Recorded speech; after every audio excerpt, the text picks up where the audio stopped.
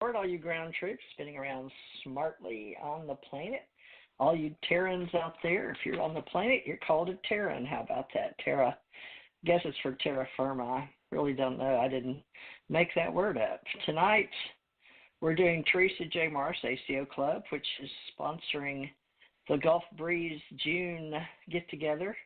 And we're going to accelerate and celebrate exposure to disclosure tonight. I've got Dr. Bruce Cornett, PhD, that actually helped, indoctrinate Gulf Breeze in 1995. And it's going to be exciting talking to Dr. Bruce Cornett. He's been on many shows. He's an old-timer, and we're going to go through his life story today. But I'd like to tell you that I've been doing this.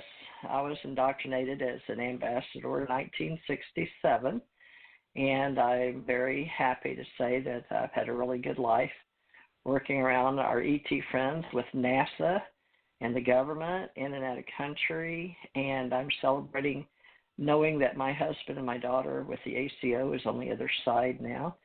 And we're all here as body, mind, spirit, sharing the birth, life, death process.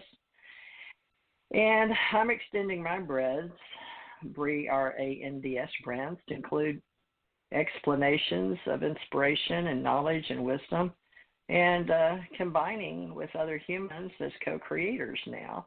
I have books and thoughts and friends and social media on Facebook and other places. And actually, Dr. Bruce Cornett started in New York, and he's going to, I'm connected.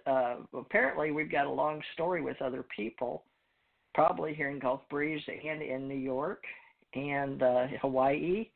And he's familiar with my name and my shows, so that's a good thing. And I don't remember talking to him, so any of you can remind me. He's been on so many shows, I'm not sure if he knows which shows, but we'll ask him. Now, Tom Morris was the originator of the brand we're using as the Allied Command tonight, and that brand, and with my publishing company, ACO, and we're flying the ACO flag as the ACO Association, that apparently the Advanced Communications Agency, which Dr. Bruce Cornett is a part of, and ACIR for the Allied Command Intergalactic Relations. Our ET friends have apparently called him in to help me connect all the dots between Gulf Breeze, New York, Hawaii, back around through Texas, where he is now allegedly physically in his 3D container in El Paso, Texas, one of my great places where we left one of our spacecrafts over there in Albuquerque area. But I'm not going to get into all my story, although I have Theresa's coming out and coming forth to begin sharing her story and how her history and myth has been shared to bring into this time she calls the Ascension Age. And I know a lot of people don't really understand the consciousness awareness of what this exactly means, but maybe Dr. Cornett can share some intelligence levels in the left brain, logical, with the right brain, not so logical. So we're going to share some research. He's actually a ResearchGate colleague of mine for scientific professionals, and he's received notification in the past from beings that he didn't exactly understand, but we're going to try to not sound too crazy because ACIR is a bona fide brand that I use for TJ Morris doing business as ACIR. And we're going to start promoting the Gulf Breeze area as one of the meccas, along with Roswell, New Mexico. And since Bruce helped, he's a plank owner here, and he also helped back from 92 to 95, I believe, Richard Hoagland. And he can tell you about some clips and some photographs that he went and tracked down. But we're going to tell his story, and I hope he's going to slow down a little bit because he talks rather fast.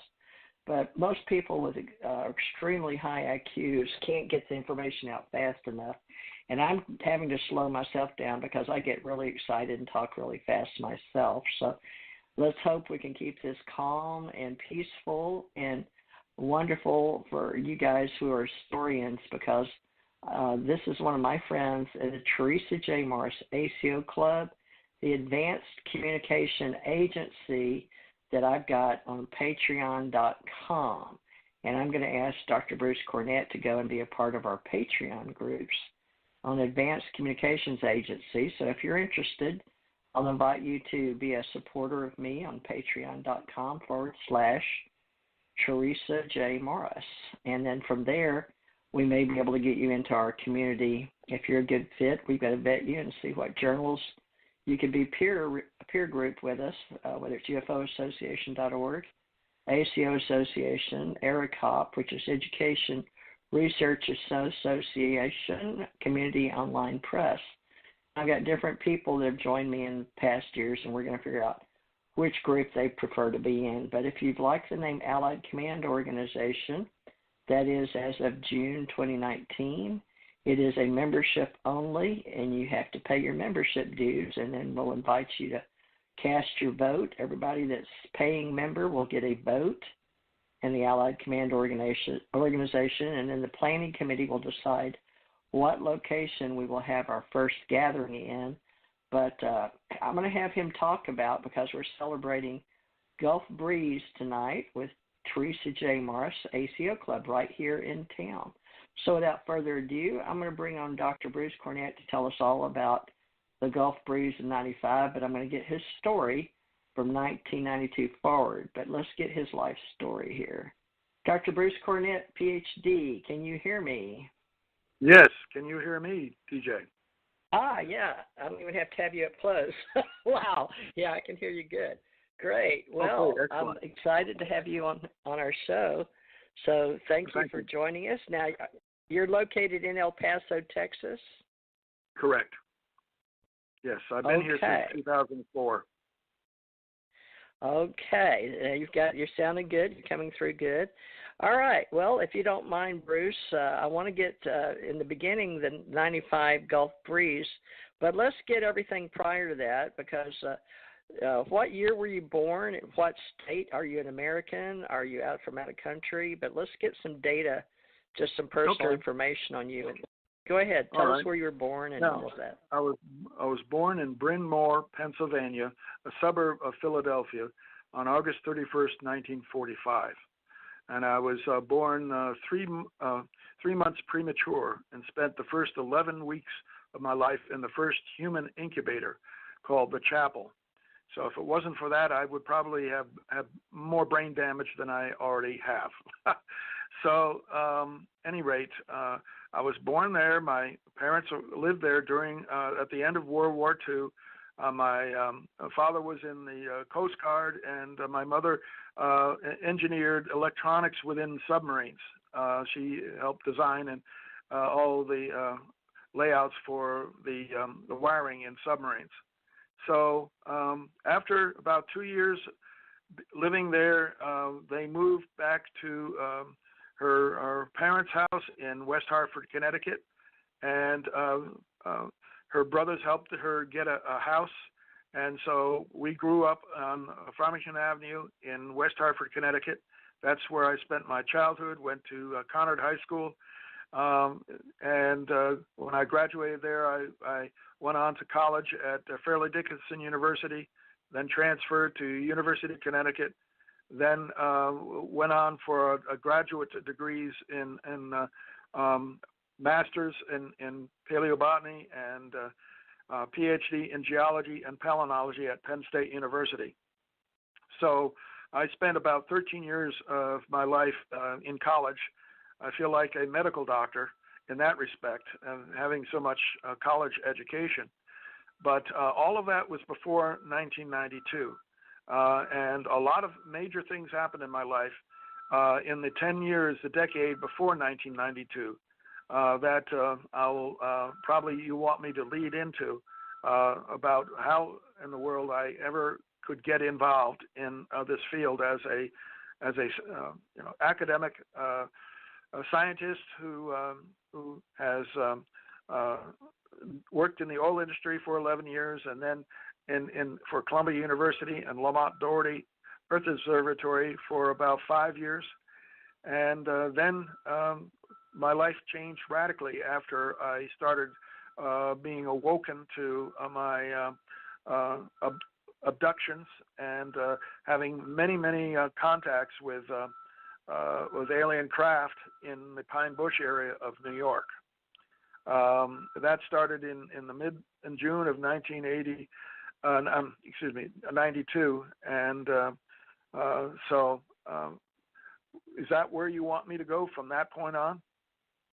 Yes, but okay, let's hold that thought for a moment. 1992 on your life journey, but let's do a quick segue into 1995 into Gulf Breeze, so we can let people know you are a bona fide ufologist, alienologist. But I believe you're just taking on the alienologist hat in some respect with me. But let's talk about you have been to at least one. I've never been to even one UFO event, so I'd like you to walk us through the Gulf Breeze, if you don't mind, 1995, and then we'll come back to 1992.